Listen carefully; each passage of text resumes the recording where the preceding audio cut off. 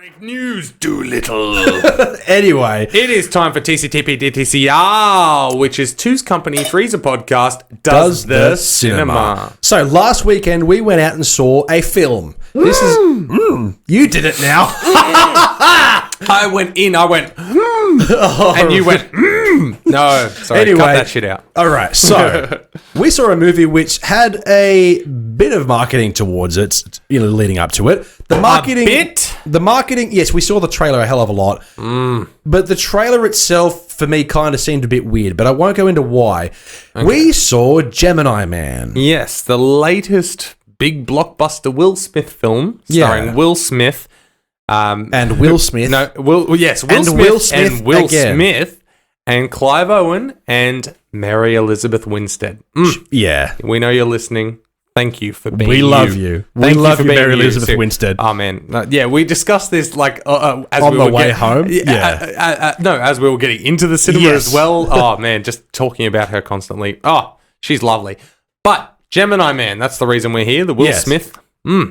I had a few notes written down for this, but I haven't got them open right now. But at the end of this movie, we kind of looked at each other, and my words to you were, was this a good movie? Yeah, that was your exact phrasing. And my response was, I don't know. Yeah. Because, this movie, it had great moments. It had really good moments. It had fantastic moments. And some of the I don't know what you call de-aging CGI. The de-aging CGI of Will Smith throughout the movie and the moments that you've seen in the trailer as well, it's phenomenal. There are some moments which are phenomenal, and technically that's groundbreaking. I'm not going to go into the technicality of it, but the way they've done this is really interesting, and I think that's a credit to Ang Lee, who's a visionary director, has done some amazing things. We won't go down that road because we've done that before. No, of course. But in terms of the story as a whole, basically, a seasoned hitman does one last hit and then retires. He retires. He realizes that he was set up to kill the wrong person, and then he's on the run from the government who's trying to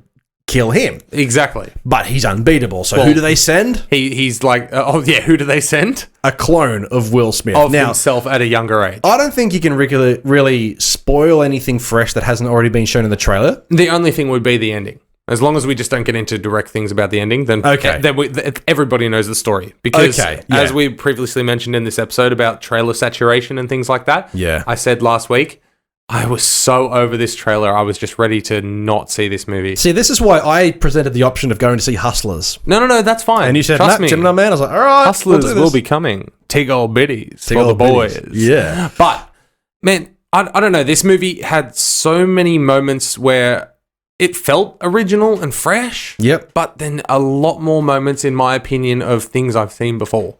The story itself, the idea of an assassin being cloned, has been done to death a million times for the last 20 years. And I can list a whole bunch of things, like the moments in time where that has happened. I'm sure it has happened the same way, but would you agree that in most cases of that happening in previous films, it's been time travel?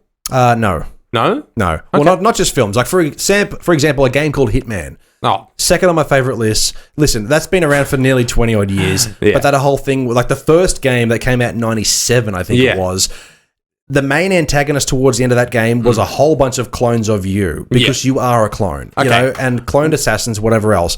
In this case, they realize that the only person who can take down the best of the best is a clone of the best of the best. Yes. Which I'm okay with because it felt a lot more real than Hitman in the sense in the sense that I don't know how much we should touch on in regards to how that clone got to where he is. Yeah, let's do it. Fuck it. Yeah, okay. Well, basically the main protagonist, Clive Owen, he raised this clone from a baby. Yeah. And has been for quite a while.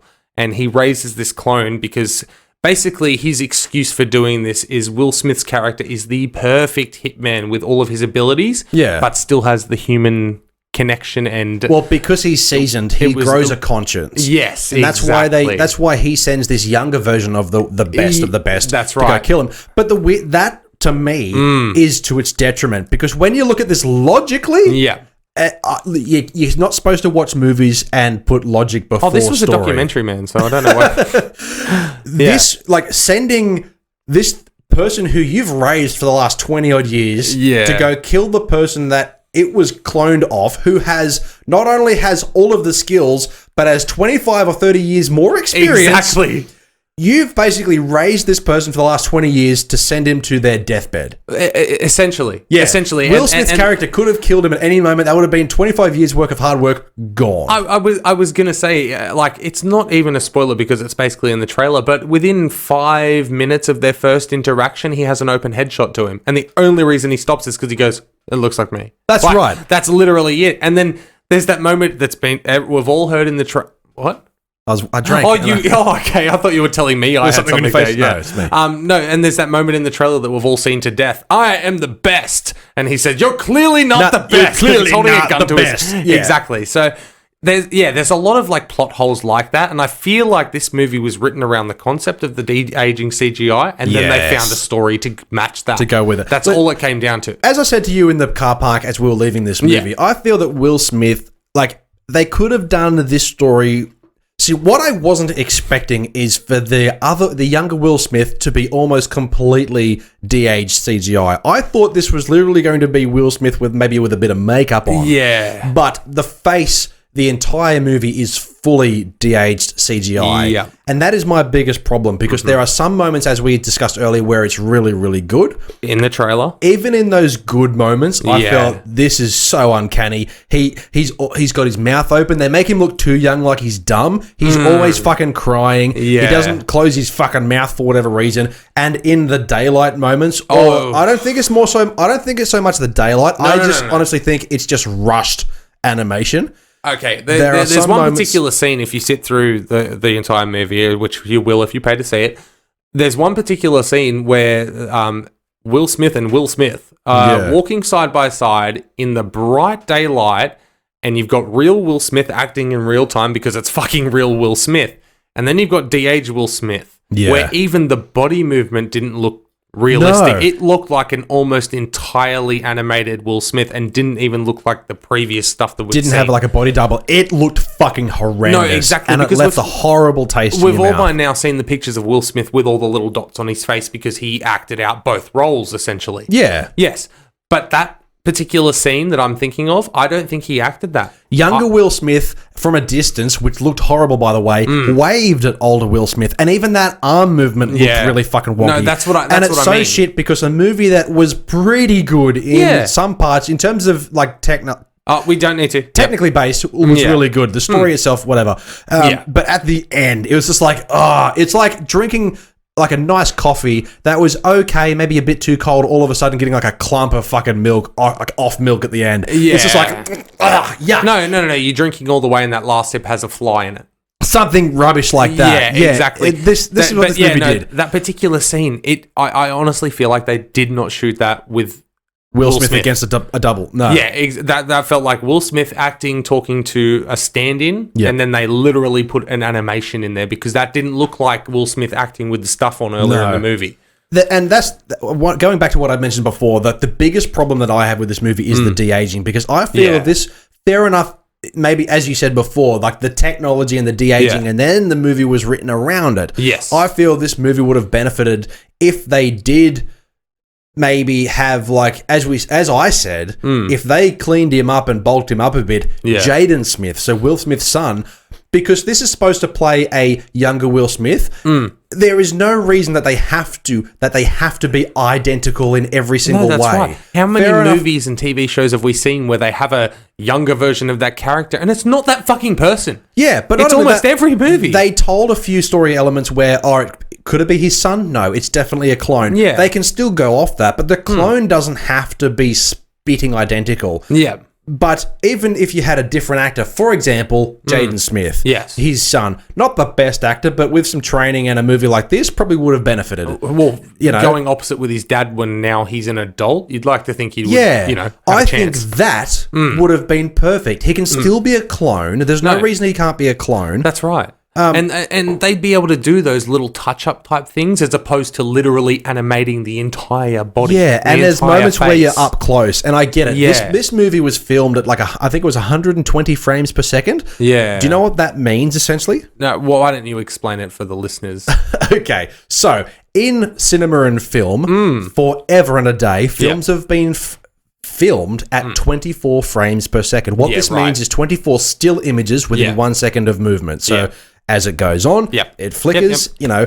Obviously, video games and you know, animation, things like that these days are usually produced at a higher frame rate. They can because they're not live action, essentially. It's but easier. movies are spread out to 24. I think Avengers was like 25 frames per second, something like that. Yeah. This movie was like the first of its kind, actually filmed at 120 or a massive higher frame rate. The weird thing about that is that in the trailer, it looks kind of fuzzy. Yeah. But there's only like 5 or 6, or there was a small number of cinemas in the US alone that could actually show the movie at that frame rate. Wow. And people are saying they went to see it, and it looks dumb. Yeah. Okay. So you're saying that did they have to then play it at that slower frame rate? No, well, they had to play it slower for everyone else, like us, who had regular cinemas who could only play at 24 frames. But those people who were lucky enough, essentially, to go watch it at the frame rate that it was intended, they watched it and How so dumb? Do you mean like it just looked bad? Or? Have you ever watched daytime TV, like Bold and the Beautiful? How it looked too clean. Yeah. That's what it is. Now, that's not true higher frame rate. That's overlapping frames over each other, but it's the similar thing. Okay. It doesn't look or feel like a movie. And I've always been the kind of guy who wishes that movies would push beyond the 24 to give it that smoother kind of look. Yeah. I think it'll take a few years for people to get used to that. No, but I was going to say, but that's a big jump though. See, I'm not down with all of this technical jargon, but going from 24 or even 25 like Avengers to 120? Yeah. I mean, why not for a 26? Wait. 31. The popular frame rate is essentially 30 or 60 and anything above that. Yeah. But when it comes to cinema and film, the world's not ready for that because it hasn't migrated to that level yet. It's not that technology can't, it's just nobody will. No. And the reason for it is because people are saying that the animation, the de-aging looks worse. Oh, God. All of the flaws show so much worse. The movement, it's almost like a body double and like he's got jelly on his face. People are saying that it looks like that. So lucky enough, we got to see it at a regular cinema. Just at a regular pace. And don't get us wrong. In certain moments, majority of the bulk of the film, it's amazing seeing that. But there's just so many things that just kind of take you out of the moment. Yeah. And just, like you said, that last scene. Yep. Oh, boy. Big moment for me that really killed this movie. I wouldn't say killed this movie, but really didn't do a lot for me. I love Benedict Wong. Benedict Wong is in this movie. If you don't know who that is, he's the guy opposite Benedict Cumberbatch in Doctor Strange. Oh, of course. Yes. He is purely a comic relief in a movie that didn't really need a comic relief character. You don't need a comic relief in a story like this. No, not at all. You really don't. Oh, and as soon as he came out, I was like, I know exactly what he's going to be. Yeah. And he was exactly that. Oh, he was exactly that from the moment he stepped on screen to the moment he stepped off. Like, his only role, his only contribution was the odd, that's it. That's right. He had like a casual one-liner, and he was their plot point to get them from A to B when they needed to go to a new location. He was the transport man. Yeah, but he also somehow had a mad sense of humor, which didn't work in this movie, I think, at all. No, not literally when you're your best friend that you're helping is about to get killed. That's right. Like, I mean, like this movie didn't need comic relief. No, not at all. Special shout out, as we said earlier, to Mary Elizabeth Winstead. Yes. She's one of my favorite actresses and has been for a long time. The reason being, she's been great in everything she's done, but she's only in every few movies. Yes. But she is in Birds of Prey. So there is that movement towards popular cinema, so to speak. Yeah, to a degree, but at the same time, it's actually kind of refreshing to see her on the big screen twice within 6 months, man. Right. We get to go back and see her again. Yes, the last time I saw her on the big screen was one of my favorite horror thrillers, 10 Cloverfield Lane. Yes. Yep. John Goodman. Yes. Oh, man, so good. And before that, I didn't get to see it at the cinema, but she was in The Thing prequel. Yes. And I thought that movie was good despite its flaws with the CGI. I thought the movie and she was really great in it. That's right. Don't forget one we've mentioned many a time, Scott Pilgrim versus the World. Absolutely. She was the girlfriend. If you're unfamiliar, she was the girlfriend. Yes. She was also in Love, Death and Robots. I believe she was a voice. That's right. Where I first discovered her at Hoyt's Charlestown, Final Destination 3. Yeah. That cliche teenage horror movie that I love so dearly. Yeah. She's gorgeous in it, and it's a fantastic film, in my opinion. I know it's not, but... If you like Mary Elizabeth Winstead as a secret agent or someone who can handle a gun. Well, she works with the same agency that he worked as, just not a hitman at all, because she acknowledges very early, I've never had anyone try to kill me before, and is a bit rough with the gun kind of thing and that, but knows how to fight. Woo-hoo. Yeah, absolutely. But, so she's good, as she is always. But this movie as a whole... Oh, man. If you want to give it a rating. Okay, so if I had a whole pretzel... Oh, you're going back to that? I'm going back to that. If I had one big old salty pretzel, I'd probably eat half of it. Really? Yeah. That seems generous, honestly, man. Because I can be generous and overlook some of the things that this had for the sake of a solid action film. Okay. This movie had some solid action sequences. I understand that. Yep. Yeah. Okay. I give it that. And honestly, if it wasn't for the de-aging just being off-putting, like distracting. If it wasn't for that, okay, I'm going to give it 82 pretzels out of about 250. Okay. Yeah, so it did its job, but it could have done it better. Yeah. If this was maybe 2 or 3 years down the line, it might have been better. Well, as I said to you, this movie to me feels like it was written in the mid-90s, maybe early 2000s. Yeah, the concept seems very like back then, but with technology and how close this could have been in the wings for 10, 15 years. That's what I mean, yeah. And they finally felt they got to a comfortable process where they could make it. Yeah. Wait another 5-10 years and it will probably almost immaculate with the way technology's moving. But for now, 84 out of 250 pretzels or whatever I said, it just... Yeah. It was okay. I'm glad I've seen it, but I'm not going to see it again. Absolutely. Yeah. Anyway, you want to spend 1 minute or less talking about the other movie that you saw? Because we've run way over time. Or do you want to talk about it? Have we really? Absolutely. Or do you want to talk about it next week when I've had the chance to watch it? We'll talk about it next week. Well, I mean, we'll be late to the party, but I mean, we were early to the party on Doolittle, so... That's right. So next week, we're going to be... we're going to be going to the dance with Stacey. Yeah, absolutely. We're going to be talking about Doom Annihilation. Oh. El Camino. Yeah, okay. I was like, wait, really? Did we? Okay, well, I'm going to watch it. Yes, I've already seen El Camino, and I'm not going to get too into it because I will get too into it. But if you tune in next week or listen in next week on Podbean, Spotify, Apple Podcasts, and YouTube, Big Summer Blowout, we will be discussing that in TCTP DTCR along with Zombieland Double Tap. Absolutely. Yes. Anyway, this has been Two's Company, and I nearly fucked that up. Yes, you did. You can follow us on Podbean, Spotify, Apple Podcasts, and YouTube. You can find us on Facebook, Instagram, and Twitter, of course, at 2C3Pod. Or, of course, you can hit us up at Two's Company 3's podcast at gmail.com. Send us a line, drop us a line, see what you want us to see, and we'll talk about it. Like, subscribe right away, but just remember, we are Two's Company, and you are the podcast.